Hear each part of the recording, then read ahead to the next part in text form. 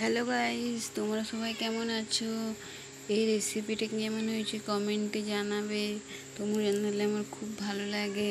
আজকে রান্না হচ্ছে মাছ সর্ষে দিয়ে।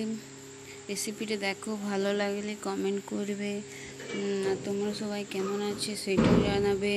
কোন দেশ থেকে বলছি সেটাও বলবে। তোমাদের মাছ পোস্ত খেতে ভালো লাগে কি না সেটাও জানাবে। তোমাদের কী কী ভালো লাগে খেতে সেইগুলো জানাবে। তোমরা জানালে আমার খুব ভালো লাগে। প্রথমে তেল দিবে, তারপরে পেঁয়াজগুলো দেবে, তারপরে লঙ্কাগুলো দেবে, দিয়ে পরে ভাজবে। ভাজার পর আমি সর্ষেটা আগের থেকেই পেস্ট করে রেখেছিলাম। দেখো এই সর্ষেটা, দেখো পেস্ট করে রাখা আছে। টমেটো কেটেছি, টমেটো।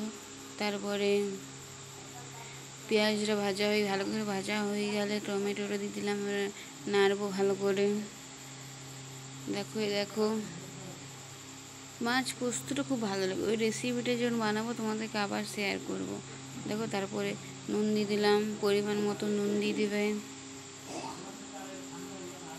তারপরে দেখো নাড়তে নাড়তে নাড়তে নাড়তে যখন টমেটোগুলো নরম হয়ে যাবে তখন সর্ষেটা দিয়ে দেবে। আমার সর্ষেটা দেখানো হলো না, কিন্তু সর্ষেটা আমার আগের থেকে পেস্ট করে রাখা ছিল। সর্ষেটা দিয়ে দিলাম। এবার নাড়ছি ভালো করে, নাড়তে নাড়তে কিছুক্ষণ ফুটে যাবে।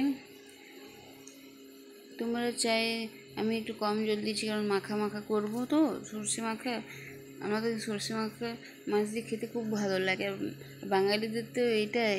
আর যেমন মাছ পোস্তটাও খুব ভালো রান্না, মাছ সর্ষে পোস্ত দিয়ে যে করে ওইটা খুব ভালো লাগে খেতে। ওইটা আমি তোমাদেরকে শেয়ার করব। দেখো দেখো ফুটছে। এবার মাছগুলো দিয়ে দিচ্ছি। মাছগুলো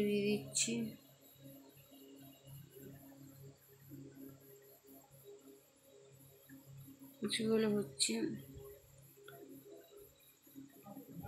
এবার নাড়তে নাড়তে নাড়তে দেখো দিয়ে দিলাম।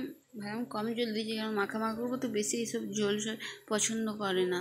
মাখা মাখা খেতে ভালোবাসে, ওই জন্য মাখা মাখা করেছি। দেখো ভালো লাগলে কমেন্ট করে জানাবে।